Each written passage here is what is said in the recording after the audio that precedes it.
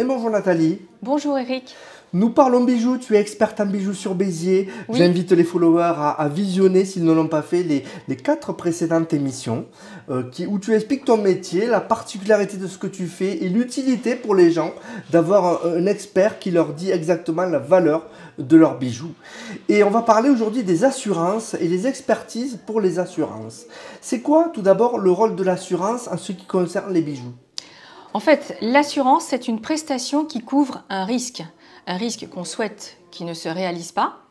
L'assuré, lui, en échange, paye une cotisation ou une prime.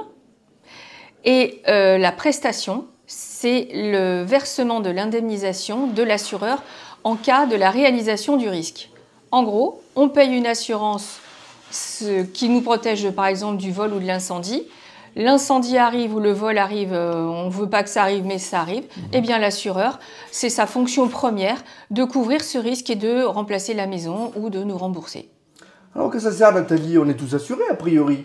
Ah ben non, on n'est pas tous assurés. D'abord, il faut savoir que c'est quand on est locataire qu'on est obligé d'être assuré. Oui, et les voitures aussi. Oui, mais quand on est propriétaire de sa maison, on n'est pas obligé, c'est pas une obligation d'avoir une assurance pour la maison.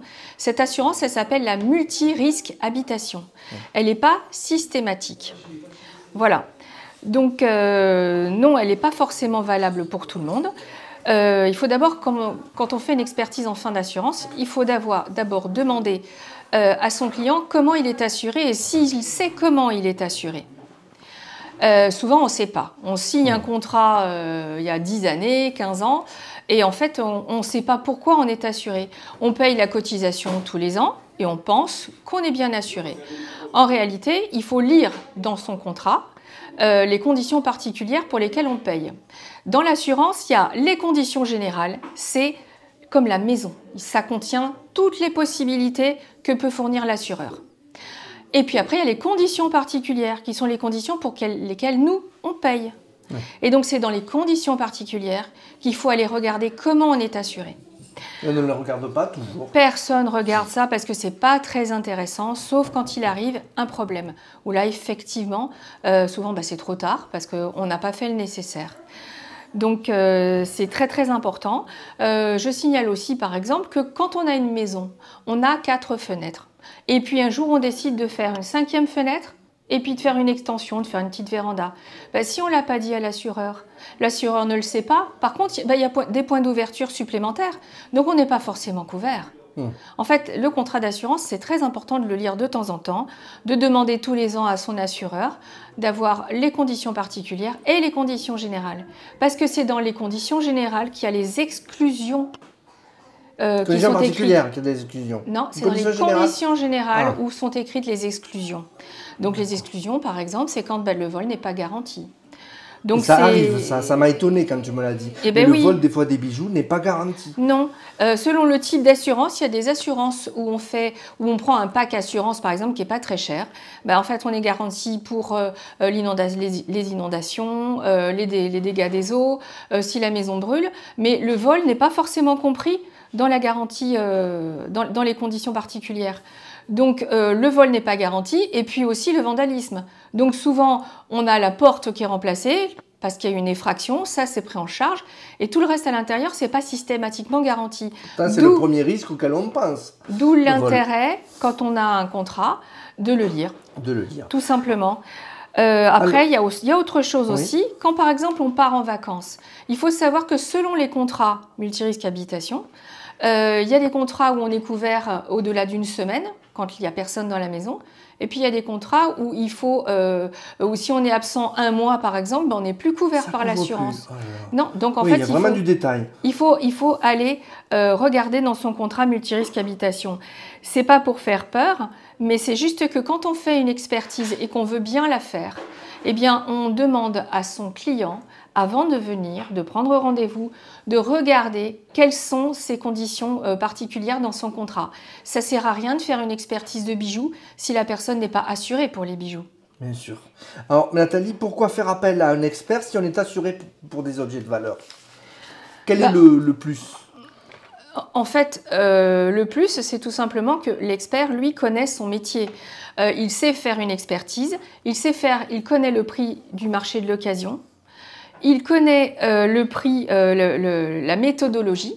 Il a été formé pour le faire. Il a des outils techniques pour pouvoir aller plus loin dans ses investigations.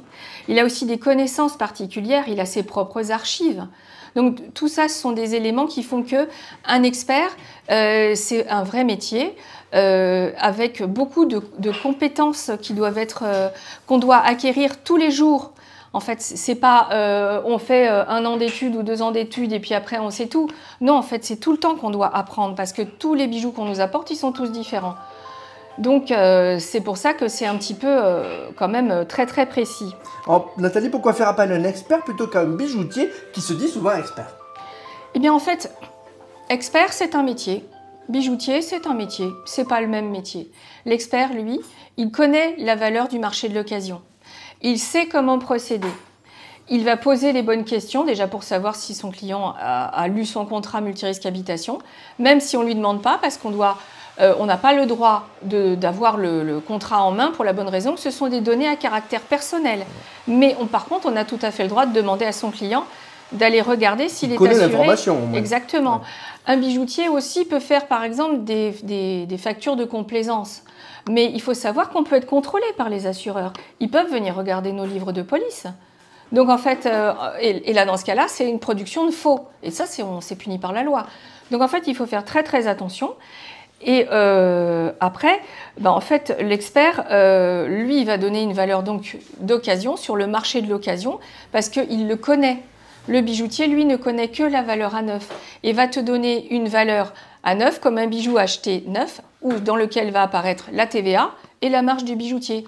C'est pas ça la valeur d'occasion. La valeur d'occasion, on retire la marge du bijoutier et on retire la TVA. C'est pas le même prix. Puis après, l'expert, lui, il est capable de voir l'usure du bijou, l'usure, les pierres, la qualité des pierres, est-ce qu'elles sont vraies, est-ce qu'elles sont fausses. Enfin, il y a plein de choses qui rentrent en ligne de compte pour pouvoir faire une valeur qui est recevable par l'assureur ou par la justice. En t'écoutant, Nathalie, on voit que tu es experte, mais beaucoup de bijoutiers, de gens se disent experts. Comment démêler le vrai du faux? Comment se rendre compte de leur authenticité, de leur professionnalisme? En fait, c'est simple, hein, il suffit d'aller sur Internet et de regarder qui est expert et qui ne l'est pas. Si on va chez un bijoutier ou une franchise, c'est pas leur métier l'expertise, ils savent pas expertiser, ils savent vendre. Ce mot expert est souvent utilisé et peut-être pour des mauvaises raisons. C'est utilisé partout parce qu'en fait aujourd'hui il n'y a pas de normes, il n'y a pas de loi, il n'y a que les experts comptables éventuellement qui ont ce titre-là, ou sinon les experts de justice. Moi je suis expert de justice, donc je peux dire que je suis expert, mais n'est pas expert qui veut ou qui peut. Il faut vraiment maîtriser beaucoup de paramètres, l'histoire du bijou, l'histoire des grandes maisons, l'histoire des marques, l'histoire de France, hein, puisque pourquoi tel bijou était très en vogue à telle époque, pourquoi il y a eu telle forme, pourquoi les bijoux étaient plus simples après la guerre qu'avant la guerre. En fait, il y a des explications, mais tout ça, il faut aller le chercher. C'est pas le boulot du bijoutier. On se rend compte, c'est facile, en t'écoutant, que toi tu es experte. Venir chez toi, au moins on se pose pas de questions, on sait qu'on aura les bons conseils. Je te cite un exemple. Tu as un bijou que tu as acheté pour l'année 2000. L'année 2000, oui, le gramme, 4 ans. Le gramme d'or coûtait 9 €. Aujourd'hui, il coûte 64 €. Donc un client qui vient me voir avec une facture qui date de l'an 2000, il faut la réactualiser. Si le client pense qu'il va la donner à l'assureur et que l'assureur va lui rembourser forcément au cours d'aujourd'hui, mais ce n'est pas obligé. Ils sont libres dans leur choix, les assureurs, d'appliquer les prix qu'ils veulent quant au remboursement. Ils font de leur mieux, mais ça dépend sur qui on tombe. On ne peut pas savoir. Et tu me disais que le cours de l'or a flambé ces derniers jours, ces dernières semaines. Ah bah oui, là, avec le contexte économique et politique, effectivement, le cours de l'or est monté à près de 64 000 € le lingot. Et il était à 9 000 € en l'an 2000. Ah oui, c'est énorme. C'est énorme. Donc, il y a beaucoup plus de cambriolage, parce qu'évidemment, c'est bien plus facile de voler de l'or que de voler une télé ou une table. Sachant que quand même 95% des cambriolages qui sont faits, c'est pour voler de l'or. Donc le rôle de l'expert est hyper important parce que d'un côté, on regarde le contrat multirisque habitation du client Et de l'autre côté, on lui assure le bijou à un instant T, avec une vraie valeur. Et là, effectivement, on a un rôle qui est important. Parce que l'assureur, quand il y a un sinistre, même si les gens me disent « oui, mais l'assureur, c'est un copain », mais même si l'assureur, c'est un copain, même si c'est un très bon ami, il ne va pas faire un faux papier ou une fausse facture pour faire plaisir à son client. C'est évident. Il sera navré. Ça engage sa responsabilité. Il sera désolé, mais l'assureur ne peut rien faire. Et l'expert, s'il n'a pas de document pour faire une expertise parce que le sinistre a eu lieu, il est dans la même situation. On ne va pas faire un faux papier de complaisance. On engage notre responsabilité sur 5 ans quand même. C'est pas n'importe quoi. Donc il faut faire très très attention. Et il faut faire des expertises quand on a encore les bijoux en main, plutôt que quand on nous les a volés et que là, il n'y a plus rien. Parce que quand on vient me dire qu'on va faire une expertise sur photo, je suis désolée, c'est pas recevable. Sur photo, on ne voit pas si c'est un vrai diamant, un faux diamant. On ne voit pas les poinçons, on ne voit pas. Surtout que souvent, ce sont des photos de mariage, de fête. On ne voit rien du tout. Décemment, on ne peut pas faire un document correct et recevable si on n'a pas eu le bijou en main avant. C'est compliqué. Donc, conclusion, Nathalie, faire appel à un expert, c'est utile. C'est protéger au mieux ses bijoux. C'est la meilleure des solutions. Bah oui, en fait, ça permet de connaître la valeur à un instant T. Ça permet de faire une expertise qui est recevable par la loi, par les assureurs ou lors d'un héritage, d'un partage, d'une succession. Ça permet d'attribuer le bien à la personne.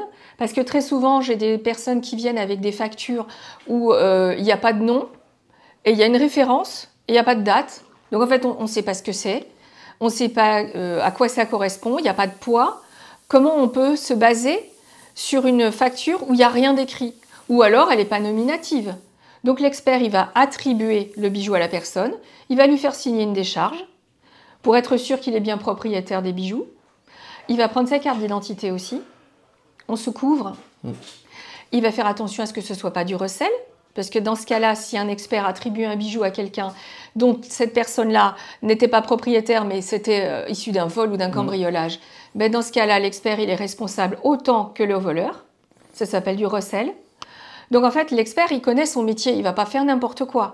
On va poser des tas de questions pour s'assurer réellement qu'il y a une cohérence entre le bijou apporté et le client. Ça, c'est très très important.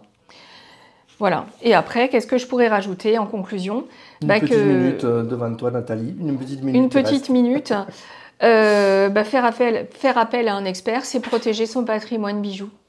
Tout simplement, c'est le protéger, c'est pouvoir aussi, si on souhaite donner un bijou à quelqu'un, un enfant ou un petit enfant pour une occasion particulière, en fait, on sait ce que ça vaut.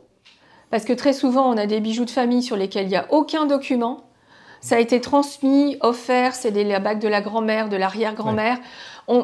On sait que c'est à nous, mais on n'a rien pour le prouver. Quand on fait une expertise en fin d'assurance, là, on a un document qui attribue le bijou à un instant T avec une valeur qui correspond, c'est daté, c'est signé, je mets même l'heure. D'accord. Bien sûr. C'est pas du luxe, c'est utile, ce sera utile après pour les gens.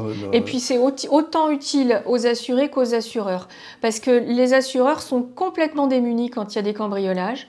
Ils ne peuvent pas aider leurs clients si les clients en amont n'ont rien fait pour protéger leurs bijoux. Il ne faut pas oublier une chose, aujourd'hui on est en valeur déclarée. C'est au moment, quand on a un contrat d'assurance, c'est au moment du sinistre qu'on déclare ce qu'on a perçu, ce qu'on a perdu. Et c'est à la charge de l'assuré d'apporter la preuve. C'est pas à l'assureur. L'assureur, là, il est totalement démuni, il peut pas faire grand-chose. Donc, faire expertiser ses bijoux, c'est très utile. Merci beaucoup Nathalie et on te retrouve, je le rappelle, rue du 4 septembre à Béziers, c'est la bijouterie Champs-Élysées. Voilà, et si vous voulez faire des expertises en fin d'assurance, vous venez, vous téléphonez, vous prenez rendez-vous parce que ça prend du temps. C'est fait en toute confidentialité et aussi, je voulais rajouter une chose, c'est qu'en fait, souvent on dit oui mais je veux pas que l'assureur sache ce que j'ai comme bijoux, comme valeur. En fait, on n'est pas obligé de lui dire ce qu'on a, on est juste on conseille plutôt de les faire assurer à hauteur de tant de valeur, ils ne sont pas obligés de donner l'expertise à l'assureur. Et puis l'assureur, de toute façon, ne fait pas de la délation, il ne va pas aller le dire aux impôts. Voilà, les assureurs sont des gens très bien aussi. Merci beaucoup Nathalie.